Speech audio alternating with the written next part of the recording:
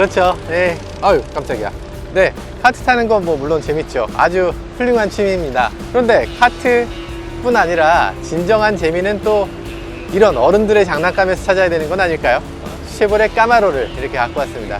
쉐보레 까마로는 가장 가성비가 좋은 자동차, 그리고 가장 가격 대비 마력이 높은 자동차로 저희 모터그래프에서도 아주 높은 순위를 기록하기까지 했는데, 정말로 그렇게 재미있는 장난감이 될 수 있는지 한번 직접 시승을 통해서 알아보도록 하겠습니다.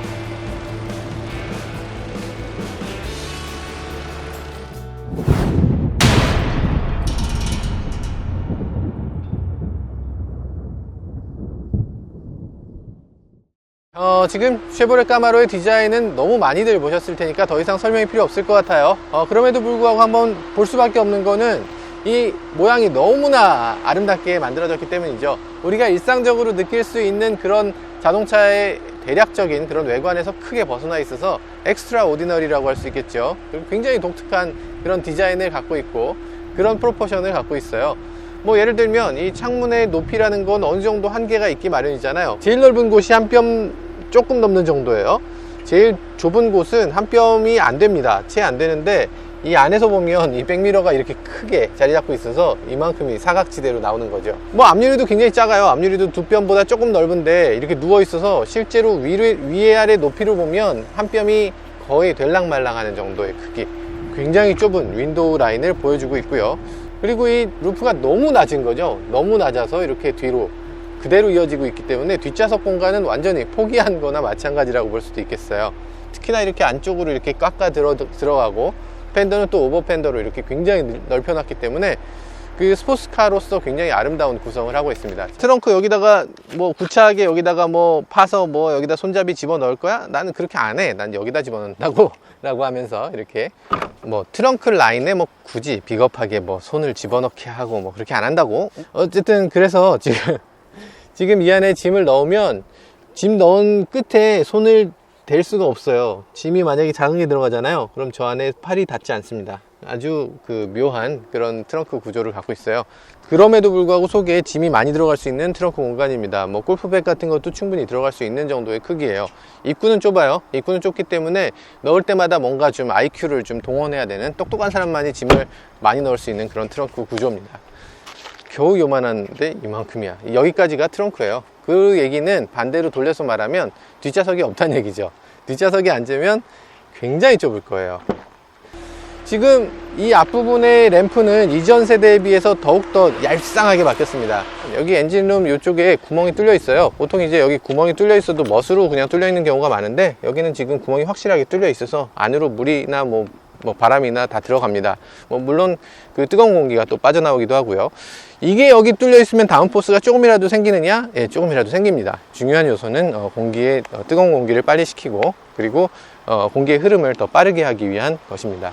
클래식한 엔진룸 구성이에요. 이렇게 안쪽만 촉 열리는 이런, 아우 뜨거워. 네, 어우, 이게 엄청 뜨거워요. 이게 그러니까 이 차를 고급차라고 할 수 없는 부분은 굉장히 많죠. 고급차는 아니에요. 고급스럽진 않습니다. 그런데 그럼에도 불구하고 가장 기본에 충실한 거죠. 이 엔진룸이라든지 이런 것들 보면 되게 대충 만든 것 같은 그런 느낌이 곳곳에서 들어 있어요. 그런데도 불구하고 이런 거 보면 지금 이거 알루미늄이네요. 알루미늄으로 만든 서스펜션 마운트를 적용을 했어요. 그리고 밑에 보면 서스펜션도 알루미늄으로 만든 부분이 많습니다. 엔진 블럭도 알루미늄이에요. 엔진 피스톤도 알루미늄이고요. 꼭 필요한 부분만 이렇게 알루미늄화 했다는 이런 부분이 굉장히 좀 인상적이네요. 이 스몰 블럭이라고 하는 엔진인데요. 스몰 블럭 엔진의 LT1이라고 하는 LT1 엔진의 최신 모델이죠. 이게 2013년도에 만들어져서 이 차하고 쉐보레 콜벳에 같이 장착이 된 엔진입니다. 지금 이 차는 453마력을 내고 있는데, 이 453마력이 나는 자동차 엔진이 그렇게 흔치 않아요. 야, 6.2리터로 453마력 너무 적은 거 아니야? 이렇게 생각할 수 있는데 3.0리터로 453마력 내는 차 거의 없거든요. 그런 거 생각해 보면 아주 이 출력에서는 전혀 부족함이 없는 그런 엔진이라고 할 수 있겠습니다.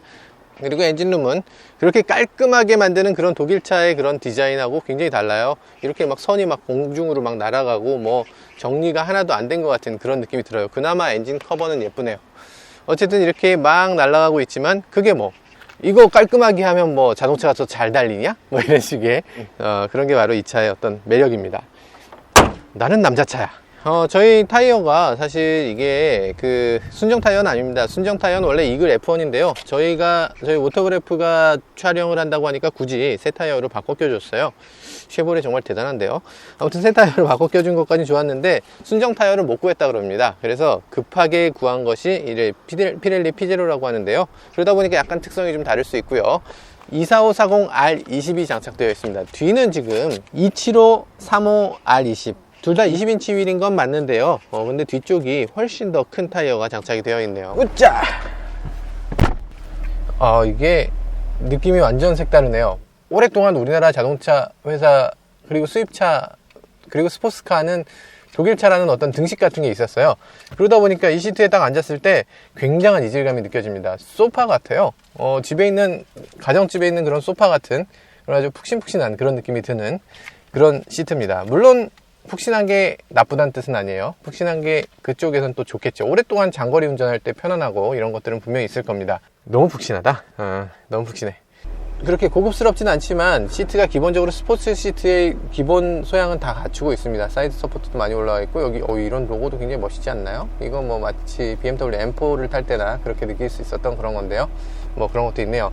그럼에도 불구하고 장점이라고 하면 요즘 독일 차들이 굉장히 안 갖고 있는 그런 통풍 시트, 열선 시트 이런 것들이 있어요. 통풍 시트, 독일 차들 왜 그렇게 통풍 시트에 인색한지 모르겠어요. 통풍 시트가 스포츠카에는 꼭 필요해요. 스포츠카일수록. 왜냐하면 몸이 이렇게 감싸지기 때문에 버켓 시트에 가깝기 때문에 몸을 잡아주면 그만큼 통풍이 빨리 되지 않고서는 굉장히 좀 더워지고 좀 땀이 차고 이렇게 되니까 통풍 시트가 스포츠카일수록 필요한데 그러니까 시원한 정도를 놓고 보면 그렇게까지 시원하진 않습니다. 어쨌든 실내 디자인이나 이런 것들이 먼저 눈에 띄는데요. 실내 디자인은 어떤 특별하게 이게 뭐 고급스럽다 이런 느낌이 들진 않아요. 예를 들어서 이런 플라스틱 같은 거, 야 이렇게 싼 티가 날 수가 있을까요? 이런 비닐, 오씨, 와 이건 진짜 이렇게 싼 티가 날 수가 라고 생각되는 그런 부분들이 한두 곳이 아닙니다. 비닐과 플라스틱이 아닌 부분을 찾아보기가 더 힘들 정도로 정말 염가의 그런 실내를 갖고 있습니다. 다이얼 이것도 되게 이거 저 중저가 쉐보레 GM 차들에 들어있는 거 그대로 이렇게 적용을 해놨네요. 그렇지만 핵심적인 부분, 예를 들어서 뭐 핸들이라든지 패들 시프트라든지 뭐 이런 부분의 크롬이라든지 뭐 이런 다이얼이라든지 뭐 이런 부분의 기어 노브라든지 이런 부분 가죽으로 감싼 부분 진짜 가죽이고 주행하는 데 있어서 꼭 필요한 것들 스포츠카가 꼭 갖춰야 되는 것들 그런 것들은 아낌없이 이렇게 갖고 놓은 걸 볼 수가 있습니다. 어쨌든 그런 부분 이 디스플레이가 또 안쪽으로 이렇게 기울어져 있는 것도 사람들한테 많이 좀 악평을 받는 부분 중에 하나죠. 이거 왜 이렇게 기울어져 있냐 라고 또 얘기하시는 분도 계시고 이렇게까지 기울일 필요는 없는데 이 디스플레이 같은 경우도 조금 기울었다 뿐이지 이 디스플레이의 역할을 정확하게 잘 하고 있고요. 내비게이션의 역할도 충분히 잘 하고 있습니다. 내비게이션으로서도 손색이 없어요. 다만 인터페이스에서 조금 아쉬운 부분은 있어요. 내비게이션 화면이 수시로 꺼집니다. 예를 들어서 이렇게 내비게이션 화면이 나오다가도 공조장치를 돌리면 내비게이션이 꺼져요. 공조장치가 일단 나오는 거죠. 공조장치 나오고 꺼지면 그때 내비게이션이 나와요. 그러니까 이게 어디로 막 목적지로 가다가 갑자기 더워 하고서 이렇게 딱 끄면 그러면 목적지에 빠져나가야 될 부분을 딱 놓치게 되는 경우가 생기는 거죠. 어쨌든 이게 약간 이 차만의 문제가 아니라 요즘 쉐보레 GM 차들이 전부 다 이런 식의 인터페이스를 갖고 있는데 이거 좀 빨리 업그레이드 좀 해줬으면 좋겠어요. 이게 서로 내비게이션이 한국화가 되다가 만 것 같은, 이거보단 좀 더 돼야 되는 그런 상태인 것 같네요. 디스플레이 같은 경우도 굉장히 우리한테 꼭 필요한 것들을 다 보여주고 있습니다. 이 디스플레이가 RPM 게이지, 속도계 뿐만 아니라 가운데 커다란 디스플레이가 있어서 엔진 오일의 온도가 얼마나 되는지, 그리고 수온이 얼마나 되는지, 연료는 어떻게 되는지 이런 여러 가지 차의 정보들을 볼 수가 있어요. 스포츠카로서의 역할을 하는데 가장 중요한 것들은 다 갖추고 있는 것 같네요. 실내에 들어왔을 때 우려했던 것과 마찬가지로 이 공간이 굉장히 좁습니다. 앞유리가 지금 한 뼘이 조금 될까 말까 하는 정도예요. 그러니까 이게 이렇게 멀리 있으니까 한 뼘이지 이게 가까이서 보면은 한 요 정도예요.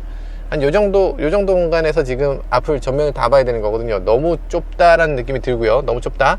측면도 마찬가지로 좀 가뜩이나 좁은데 백미러를 너무 큰 걸 달았어요. 그래서 백미러가 측면의 이 3분의 2를 차지합니다. 그래서 한 요만큼 하늘만 보여요. 앞부분은 이 앞부분에 여기 뭐 자전거 같은 거 지나가면 전혀 보이지 않습니다. A필러도 두꺼우니까 A필러에서도 가리고 백미러에서도 가리고, 이게 시야가 굉장히 좁은 그런 실내를 갖고 있어요. 그리고 제가 시트를 꽤 낮춰서 앉는 편인데도 이 차에서는 시트를 좀 높일 수밖에 없어요. 왜냐하면 시야가 너무 작으니까 어쩔 수 없이 시트를 좀 높여서 탈 수밖에 없는 그런 안타까움도 조금 있네요. 어쨌든 지금 승차 공간이라든지 그 어떤 기어 노브의 위치라든지 핸들의 위치, 이런 것들 완전히 정말 잘 만들어져 있고요. 그리고 이 측면이라든지 이런 것들이 몸을 꽉 이렇게 쥐어주는 이런 느낌은 굉장히 좋습니다. 이게 너무 여유롭게 돼 있다 보면은 차가 이렇게 옆으로 쏠리거나 할 때 지탱할 수 있는 게 하나도 없어서, 그래서 오히려 좀 불편하게 느껴지는 경우도 있는데, 그래서 지금 약간 답답하다고 느끼는 분들도 계실 텐데, 제 입장에서는 스포츠카라면 이 정도가 딱 적당하다는 생각이 드네요. 여기 모드 다이얼이 굉장히 눈에 잘 띄는 곳에 있습니다. 모드 다이얼을 움직이면 투어, 스포츠, 트랙, 아이스, 스노우라고 이렇게 되어 있는 4가지 모드가 있고요. 그 주행 모드 중에서 지금 스포츠 모드로 보통 하게 되면, 보통 다른 자동차들은 여기 계기판이 막 화려하게 빨간색으로 딱 변한다거나 뭐 이런 것들이 되는데, 이 차에선 그런 거 없습니다. 이 차는 그냥 여기가 빨갛게 나오고 S자가 하나 딱 들어올 뿐이에요. 이거보다는 조금 더 화려해도 됐을 텐데, 어쨌든 스포츠 모드로 바꿨을 때 이 차가 크게 변화되느냐? 그렇게 크게 변화되진 않습니다. 가장 아쉬운 것은 수납 공간이라고 할 수 있겠습니다. 여기 컵홀더에 컵 2개를 넣고 나면 수납할 수 있는 공간이 거의 없어요. 예를 들어서 이 키를 넣는다. 여기는 수납 공간이 아니에요. 여기다 놓으면 이 차는 스포츠카이기 때문에 가속을 하면 뿅 튀어나와서 뒤로 넘어갑니다. 여기만 조그만 파놔도 수납 공간으로 아주 꽤 유용할 것 같은데, 굳이 여기를 파지 않고 이렇게 비워놨어요. 뭔가 올려놓고 쏟아지게끔 그렇게 만들어놨어요. 이해가 안 되죠. 그러면 여기다 놓는다? 여기는 괜찮긴 한데 여기도 마찬가지로 떨어지는 위치고요. 여기 뒤에 조금 정말 한 뼘 정도의 공간이 있는데 집어넣고 빼기가 굉장히 힘든 아주 좁은 공간이 하나 있습니다. 이 선글라스 넣는 선글라스 홀더 같은 그런 아주 사소한 것들도 없습니다. 정말 인테리어에 이렇게까지 신경을 안 쓴 인테리어는 진짜 처음 봐. 진짜 너무 하시는 거 아니에요? 야, 세상에. 뒷좌석이 이 차는 있어요. 수납 공간이 없는 대신에 뒷좌석이 있기 때문에 짐을 뒷좌석에 놓을 수 있다 라는 거 장점으로 생각할 수도 있겠네요. 그렇다면 자, 뒷좌석에 들어가는 게 좁아. 좁아요. 그래도 제가 의자를 좀 앞으로 당겨서 앉는 편이다 보니까 이게 어떻게든 무릎이 들어가네요. 일반적인 사람 입장에서는, 그리고 저처럼 상체가 긴 사람 입장에서는 굉장히 좀 뒷좌석은 앉으라고 만든 공간은 분명히 아니고요. 실제로도 뒷좌석은 앉는 공간은 아닌 것 같습니다. 뒷좌석 가운데 보면 이게 앞좌석에 사용하라고 만든 거겠죠. 앞좌석에서 사용하라고 만든 건데, 이 앞좌석에 앉은 사람이 외계인쯤 돼야지 쓸 수가 있는 그런 공간이 있어요. 이게 뭐냐, 무선 충전 장치입니다. 여기다 핸드폰을 놓을 사람이 어딨어, 세상에. 물론 페이스북을 운전하면서 하는 거는 해서는 안 되는 일이지만 언제든지 볼 수 있는 위치에 놓는 게 보통 사람들이잖아요. 하여간 이 차는 인체공학과는 정말 담쌓은 자동차입니다. 네, 트렁크도 이게 폴딩이 됩니다. 폴딩 기능이 있어서 이렇게 폴딩을 해서 여기다 긴 짐을 놓을 수 있는 거죠. 스키 같은 거를 예를 들어서 놓을 수 있을 것 같아요. 좁아. 더워라. 자, 중요한 것은 사실 이 차의 겉모습이나 어떤 디자인이나 뭐 이런 것들이 아닐 것 같아요. 중요한 건 달려보는 거겠죠. 이 차를 한번, 소리 좋아요. 네.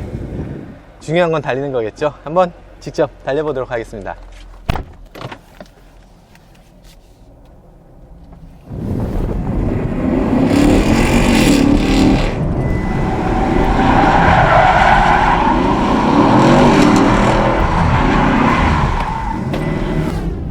이 차가 뭐 굉장히 잘 달리는, 서킷용으로 굉장히 잘 달리는 자동차라기에는 서킷용 차는 아니죠.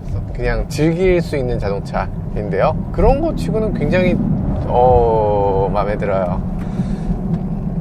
이게 속도를 낼 수는 없긴 없네요. 서킷이 좁아서, 역시 카트 서킷이긴 하니까 속도를 낼 수는 없지만 어쨌든 재밌게 이렇게 차를 좌우로 움직여보고 이렇게 조금이라도 미끄러뜨려보고 할 수 있다는 점에서 굉장히 좀 기분이 좋아지는 거죠. 스포츠 모드에서, 원래 이게 자동차 서킷이 아닌 걸 감안해 주세요. 그렇게 빨리 달릴 수는 없습니다. 대신에 이렇게 느리게 달리면서도 재미를 느낄 수 있게 하는 게 바로 이 차의 특징인 거죠.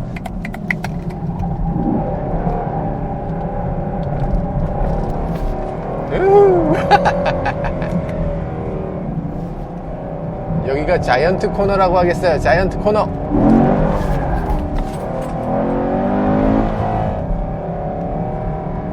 또 한번 자이언트 코너. 이야.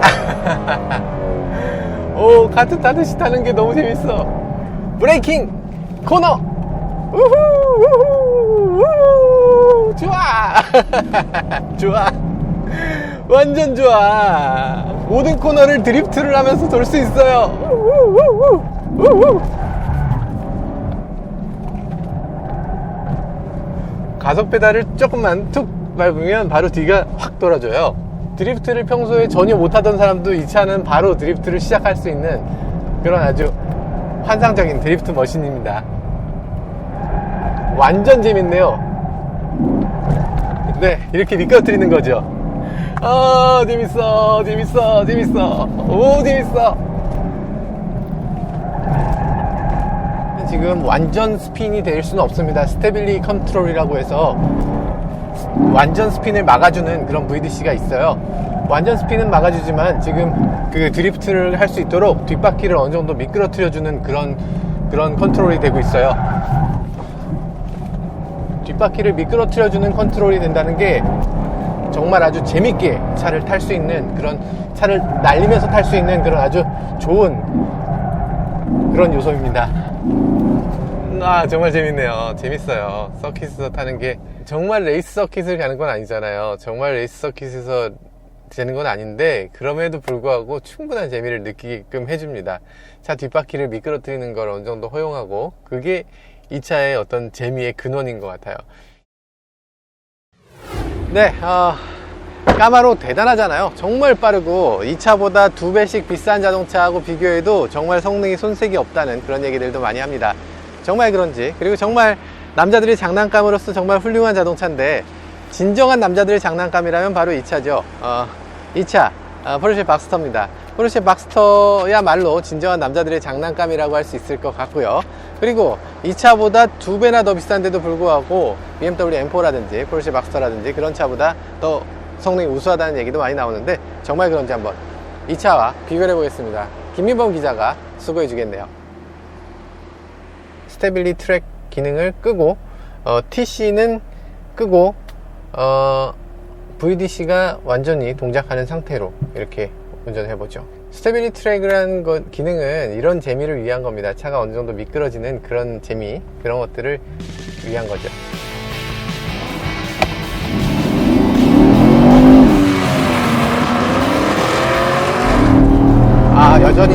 여전히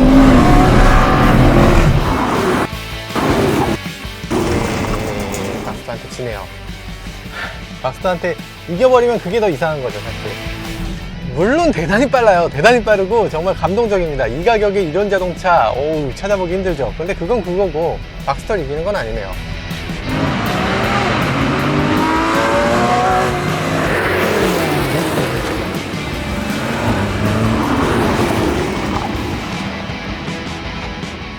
네, 이렇게 두 대의 차를 비교해 봤는데요. 사실 뭐 비교를 할 것도 없고 그냥 드래그 했지만 그 단순한 드래그에서도 굉장히 많은 걸 깨달을 수 있었습니다.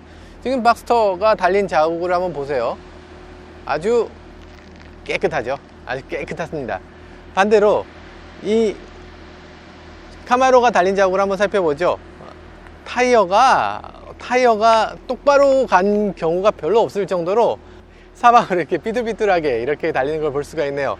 정말 까마로가 깔끔하게 달리지 못한다, 뭐 제대로 직진을 못한다, 이렇게 나쁘게 볼 수도 있지만, 좋게 보면 야, 남자들의 자동차 아니냐, 남자라면 이렇게까지 우락부락하게 차가 마구잡이로 달려줘야지, 그리고 운전자가 할 수 있는 일이 정말 많은 자동차 아니냐, 운전자가 이렇게 컨트롤도 하는 것도 보여줘야지, 이런 의미에서 아주 재미있는 자동차라는 생각이 또 듭니다.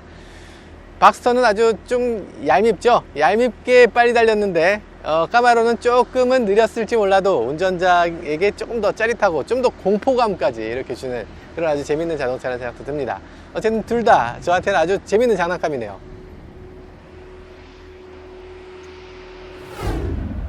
네, 이 차에 고급류를 넣어야 하나 일반류를 넣어야 하나 이런 걸로 고민을 하는 분들이 많다고 하는데요.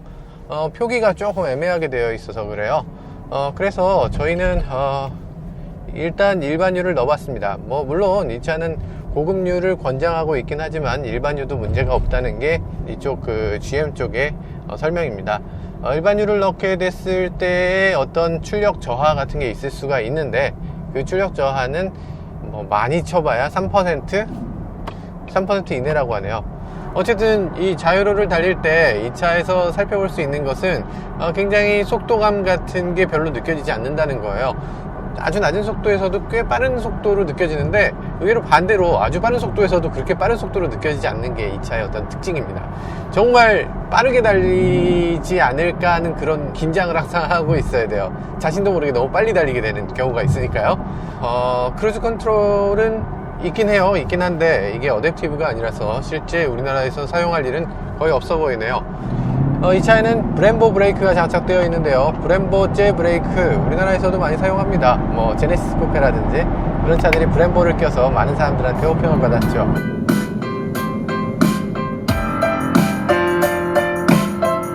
Hey boy, make 'em whistle like a missile. 오늘 밤도 잠은 다 잤나 봐요. 네, 오디오 성능이 생각한 것보다 굉장히 좋아요. 굉장히 왜 이렇게 좋냐? 이게 많은 사람들이 이 차에서 오디오 성능까지 기대하긴 어렵잖아요. 이게 좋을 것 같지가 않잖아요. 스포츠카고 좀 엉성해 보이고 이러니까. 그런데도 불구하고 오디오 성능이 꽤 좋습니다. 이게 보스가 오디오를 참 자동차용 오디오에 아주 뼈가 굵은 회사다 보니까 오디오를 정말 잘 만드는 것 같아요. 튜닝도 정말 잘하는 것 같고요. 많은 사람들이 즐거워할 만한 그런 오디오 성능을 보여주고 있습니다. 만족스럽네요. 네, 쉐보레 까마로를 사야 할 이유 첫 번째, 스타일에 있어서도 이 정도의 가격에 이 정도 스타일이 나오는 차도 별로 없죠. 흔해지고 나면 그 차가 그렇게 스타일이 대단해 보이지 않는다는 거죠. 보편적인 사람들이 뭐 패밀리카로 이 차를 사겠다라는 사람은 없잖아요. 어쨌든 이 차를 사는 사람은 굉장히 한정적이기 때문에 이 차의 어떤 디자인적인 특수성, 그리고 디자인의 의외성, 굉장히 참신함, 이런 것들은 굉장히 오랫동안 남을 수 있을 것 같습니다. 가격 대비 이런 디자인을 유지할 수 있는 자동차는 흔치 않죠. 이 차를 사야 할 이유 두 번째, 가격 대비 성능이 굉장히 우수합니다. 가격 대비 성능, 사실 이 차를 그렇다고 해서 7천만 원에 판다고 하면 너무하다는 소리를 할 거예요. 7천만 원이다 그러면 이 차에서 단점이 너무나 많이 눈에 띄죠. 이게 어떻게 7천만 원짜리 차 이런 게 말이 되냐 라고 하지만 이 차는 5천만 원짜리예요. 그렇게 싼 가격은 아니지만 5천만 원 사실 저도 5천만 원이 없어요. 5천만 원짜리를 살 돈은 없습니다만, 어쨌든 요즘 들어서 자동차들의 어떤 가격대에 비춰봤을 때 5천만 원이면 굉장히 저렴한 그런 자동차라고 볼 수 있겠죠. 가격 대비 마력으로 따지면 이 차가 우리나라에 팔리는 모든 자동차를 통틀어서 6위 정도 됩니다.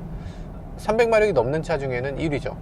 왜 6위밖에 안 되냐면 1등에 아반떼 스포츠가 있거든요. 아반떼 스포츠는 2천만 원대에 200마력이 넘기 때문에 그거는 이기기가 좀 어렵죠.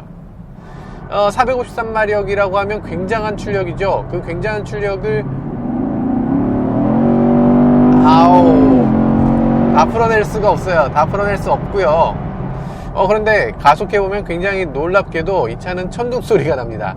그냥 시내길을 갈 때는 굉장히 조용해요. 지금 V8 엔진이라고는 믿겨지지 않을 정도로 굉장히 조용한 그런 엔진인데, 풀 가속을 하게 되면 그럼 비로소 자신의 그 캐릭터를 아주 과감하게 드러냅니다. 이 두터운 토크, 낮은 RPM, 3000rpm 정도에서 이렇게 가속되는 이런 느낌 굉장히 좋아요. 이 차를 사야 할 이유 세 번째, 이 차는 인간적이고 마초적입니다. 남자답죠. 가장 인간적인 자동차라는 생각이 듭니다. 자동차가 뭔가 냉철하고 이런 느낌이 아니라 자동차가 굉장히 많은 실수를 해요. 운전자가 그 많은 실수를 커버해야 되는 그런 것들이 있죠. 자동차가 굉장히 인간적으로 느껴지는 겁니다. 뭔가 갑자기 서스펜션이 단단해지거나 뭐 부드러워지거나 이런 것들이 가변적으로 되는 것도 아니에요. 운전자가 알아서 해야 되는 거지. 차가 미끄러지거나 이러면 운전자가 알아서 잡아야 돼요. 두 손을 꽉 쥐고 핸들을 빡빡빡빡 돌리면서 잡아야 됩니다. 그게 뭐 나쁘다는 건 아니에요. 다루기 조금 더 까다롭고 그런 것들이 좀 더 인간적으로 느껴진다는 거죠. 우릉우릉 하는 소리도 뭔가 이게 꽉 짜여진 느낌이 아니라 굉장히 좀 거칠고 좀 제대로 가다듬어진 건가? 이런 느낌이 드는, 아주 좋은 재료들이 잘 배합되어 있어요. 잘 배치되어 있다. 그거를 섞어서 요리로 만들어내는 건 운전자가 해야 될 일이다 라는 게 이 차의 어떤 추구하는 방향입니다. 되게 재밌고 아주 좋은 자동차죠. 많은 사람들이 즐거워할 수 있는 재미있는 자동차로 만들어져 있는 겁니다. 자, 그럼 좋은 점만 있으면 안 되겠죠. 이 차를 사지 말아야 할 이유 첫 번째, 이 차를 사면 여러분들이 운전하다가 죽을 확률이 급격하게 증가될 것 같습니다. 잘 달려요. 잘 달리고 달리고 싶은 마음을 충동질합니다. 정말 달리고 싶어져요. 속도를 높여가면서 꾹꾹 밟아주면 성능 시프트 작동이라고 해서 시프트하는 방법을 바꾸는 스포츠 모드 시프트로 바뀝니다. 그렇게 되면 훨씬 더 다이나믹하게 주행할 수 있게 되죠. 꾹 밟으면 그때부터 성능 시프트가 작동이 됩니다. 성능 시프트가 작동되고 RPM을 높여서 사용하다 보면 차가 이거 뒤가 너무 도는 거 아니야? 이렇게 느껴질 정도로 안정감과 굉장히 거리가 먼 그런 모습을 보여줍니다. 3000rpm, 4000rpm이 넘어갈 때 갑자기 우악 하면서 이 차의 어떤 본연의 특징적인 면이 나타납니다. 그래서 자신도 모르는 새에 이렇게 밟게 됩니다. 우와 너무 좋아. 진짜 너무 재밌어요. 너무 좋아요. 이러다가 사고가 날 것 같은 느낌이 듭니다. 굉장히 좋아요. 굉장히 좋고 굉장히 재밌고 굉장히 하고 싶고 더 많이 달리고 싶고 그런 마음이 들지만 그렇기 때문에 이 차는 위험합니다. 사각지대도 굉장히 많습니다. 사각지대도 뭐 A필러라든지 뭐 이런 유리 같은 거 너무 좁죠. 이렇게 좁을 수가 있어. 뭐 여러 가지로 너무 좁고요. 그래서 밖이 잘 보이지가 않아요. 뭔가 이렇게 잠수함 속에서 이렇게 좁은 유리창으로 밖을 내다보는 것 같은 아주 작은 틈으로 보는 것 같은 그런 느낌이 드는 아주 묘한 그런 스포츠카인 걸 보여주고 있어요. 스포츠카는 물론 이래야지 라고 생각한다면 그런 사람들에겐 잘 맞는 거고요. 그렇지 않다면 이게 고역으로 느껴질 수도 있는 거죠. 이 차를 사지 말아야 할 이유 두 번째, 그 인테리어의 그 올드함과 함께 어떤 단차라든지 이런 것들, 약간 그 옛날 자동차들이나 이 정도 단차 있었지 요즘은 이렇게까지 단차가 심한 자동차는 흔치 않죠. 그리고 실내에서 어떤 거주 편의성, 예를 들어서 수납 공간 같은 거 없잖아요. 그런 거주 편의성 뭐 이런 것들 굉장히 신경을 안 썼습니다. 요즘 자동차답지 않게 약간 낡은 느낌이 드는 거, 엔진도 약간 올드한 거, 변속기도 약간 올드한 거, 그런 식의 어떤 남자다움, 그런 것이 어떤 사람한테는 장점이겠지만 어떤 사람들에겐 큰 단점이 될 수도 있을 것 같아요.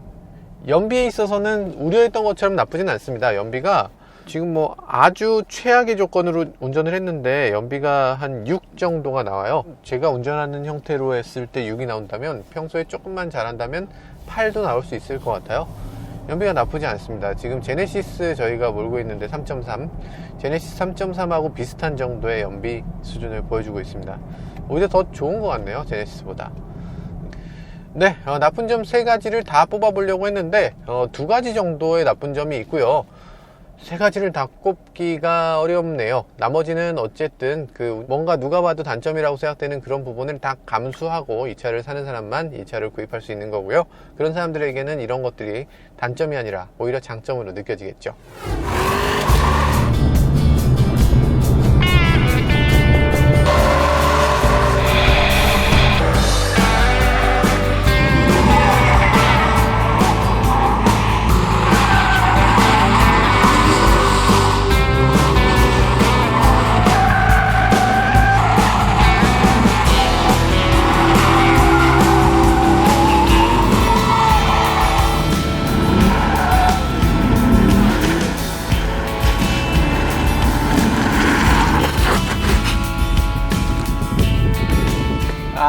너무 재밌어요. 너무 재밌어.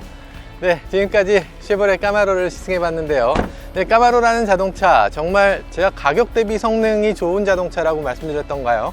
뭔가 좀 잘못 말씀드렸던 것 같습니다. 가격 대비 성능이 아니라 그 외의 것들, 그러니까 이 차 자체를 놓고 봐도 이 가격이 아니라 그보다 더 높은 가격이라도 충분히 구입할 만한 그런 가치가 있는 그런 이 차만의 개성을 가진 아주 큰 매력을 가진 자동차라는 생각이 들었습니다. 물론 독일 차처럼 그렇게 샤프하고 아주 정말 강력한 자동차라는 생각은 들지 않고요. 그보다는 훨씬 더 부드럽고 인간적인 자동차라는 생각이 드는데요.